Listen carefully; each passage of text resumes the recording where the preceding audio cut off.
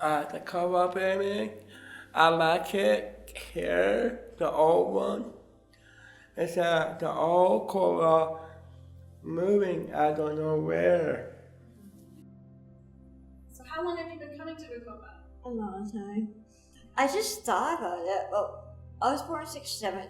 These guys were opening their doors in 67. Yep. 2 years. It's like me and you guys like 2 years apart. Really? So you've been here that long with Vecova? Since I was 18, yeah. I get a little sentimental and a little emotional, but I grew up here, right? So this is kind of like, it's kind of come full circle to think that I ended up here. I don't think there's any better words to just say thank you. Yeah.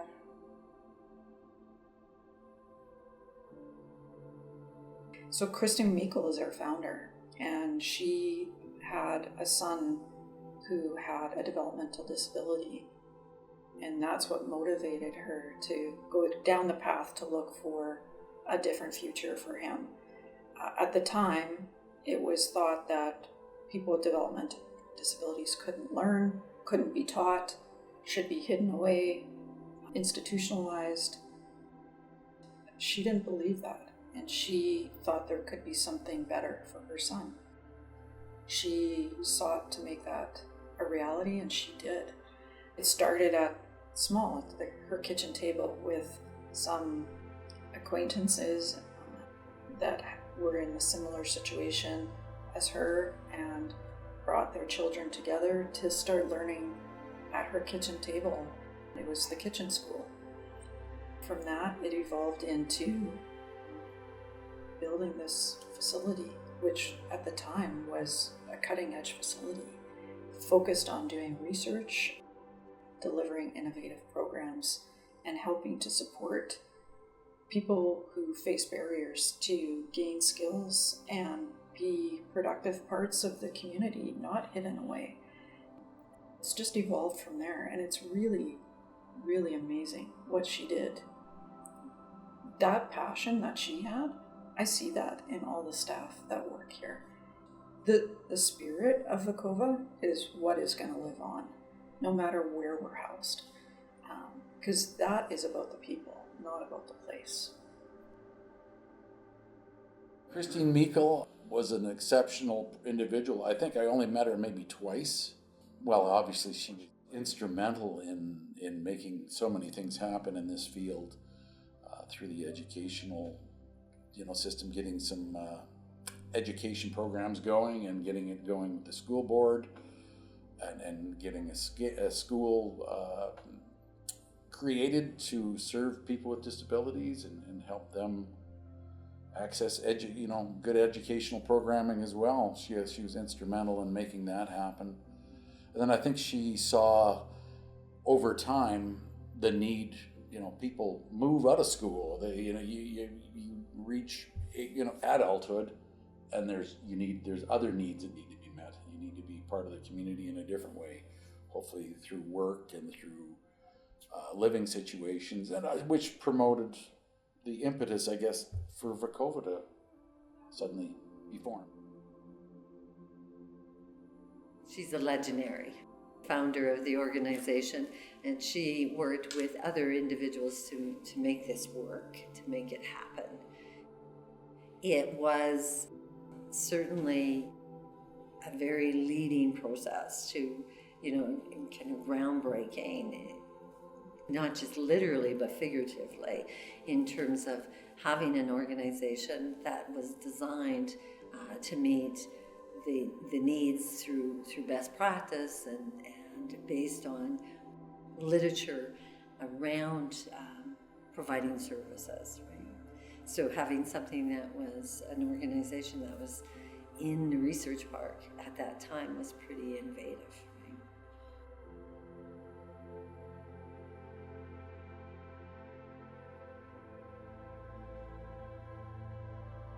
When you look at the number of long-term employees Vecova has, it's pretty amazing. It was the VRI when I came to work here, and eventually that changed to Vecova. And I think it was a good change once people understood what Vecova itself stands for. and that it better reflected what we do in terms of services, because they evolve over time. Yeah, so when I started here in 2006, we were known as the VRRI. At that time, I think we were quite leading edge in terms of sort of leading academically, kind of in terms of being a resource to the disability community and the whole sector. We've seen a lot of changes over the last 19 years that I've been here. In terms of the programming we've offered, we've grown a great deal, obviously, since 2006. We've seen a lot of great people come, a lot of great people go. And the building is still here. It's adapted a lot over those years as well, and adapted even more, I guess, before my time in terms of the purpose. Oh, I worked the bottles, I worked the cycling. Oh, I worked at 75 years, the whole thing. Yeah, you did the university recycling? Yes, the university. Since it started? Yes, I'm here all my life. I worked in the P&A shop, and I worked with Jim in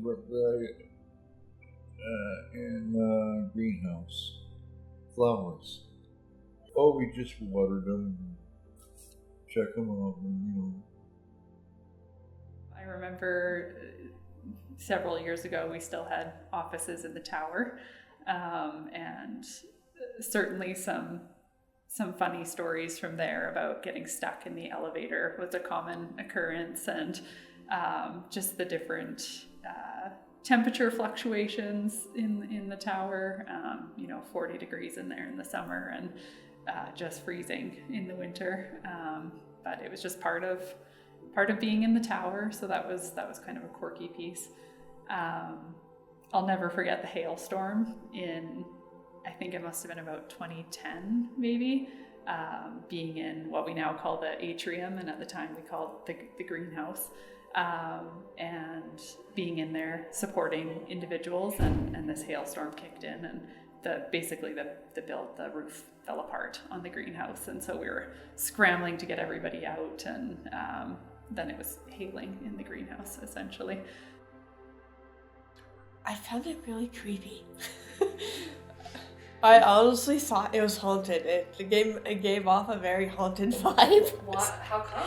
It just, every time we were up there with other people, we could hear something and there would be no one in that room. So it was creepy. So do you used to live in the tower? Yep. Do you have any stories, or what do you remember about the tower? Mike Templehair was a mower. Mike was a good guy. We went to Mike's funeral.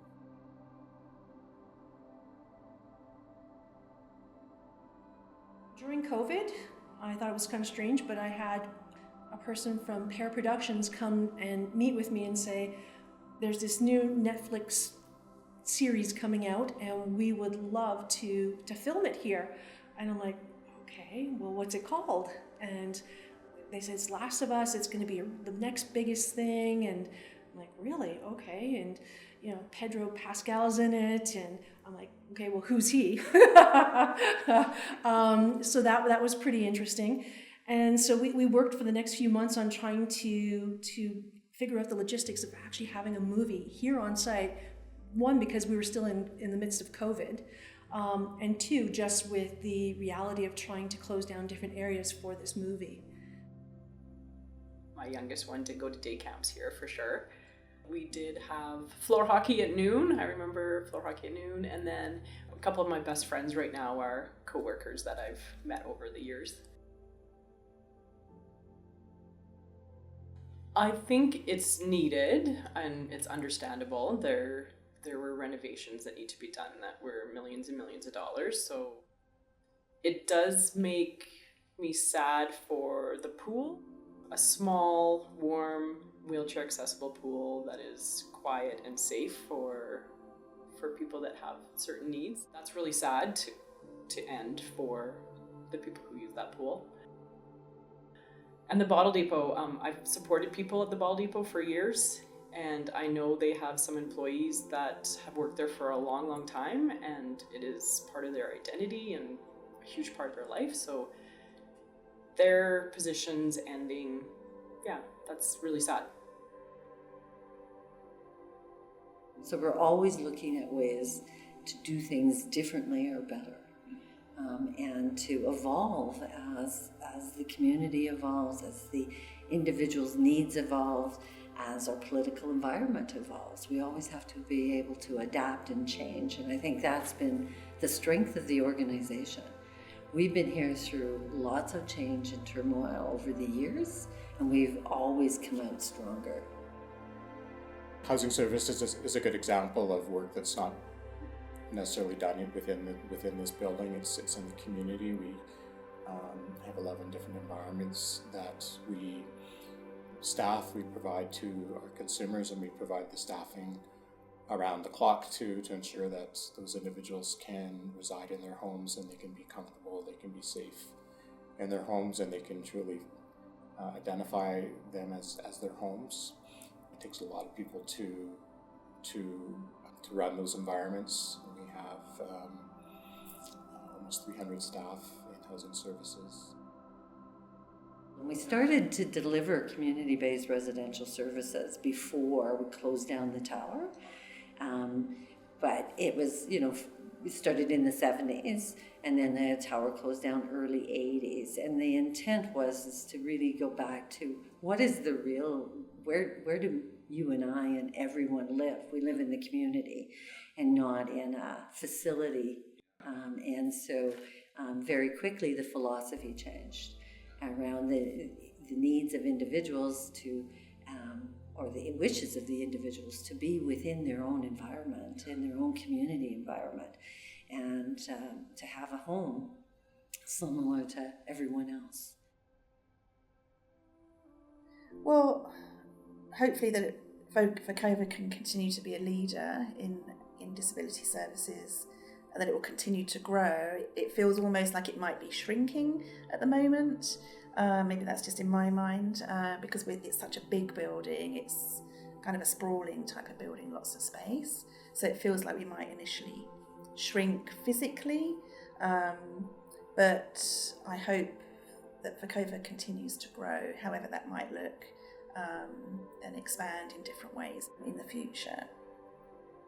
Change happens no matter what, as all of us will experience change in our lives, whether it be aging, change in our life circumstances, like whether you retire from a job or move to a different job, or have people in your life that have moved on, and so we have change, right?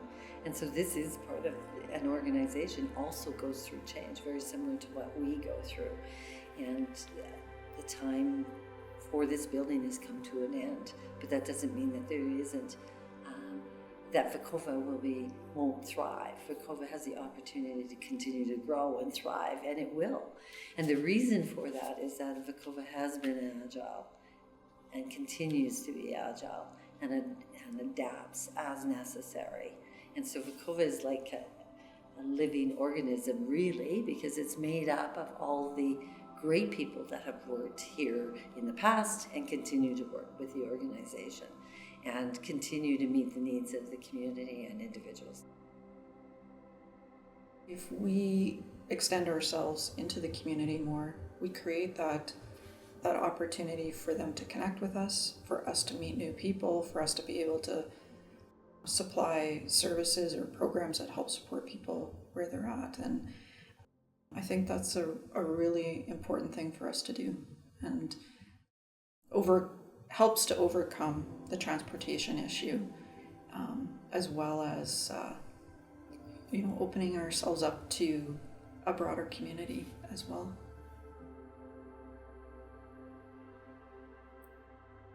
We've stretched you beyond your intended lifespan. You've been a home and a safe haven. We are deeply, deeply grateful for that. It's time to let you go now.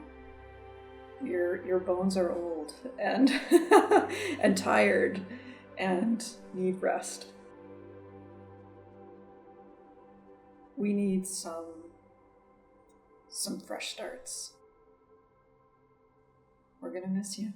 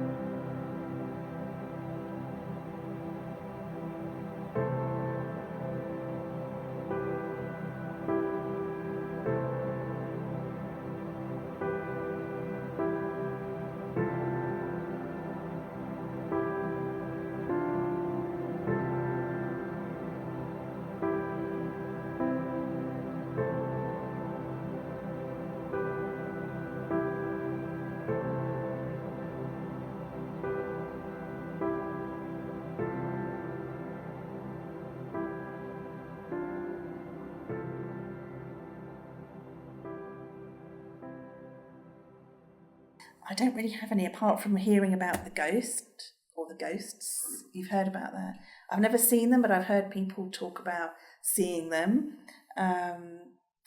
Maybe I've just avoided going to those areas like the basement and the tower where the ghost might be.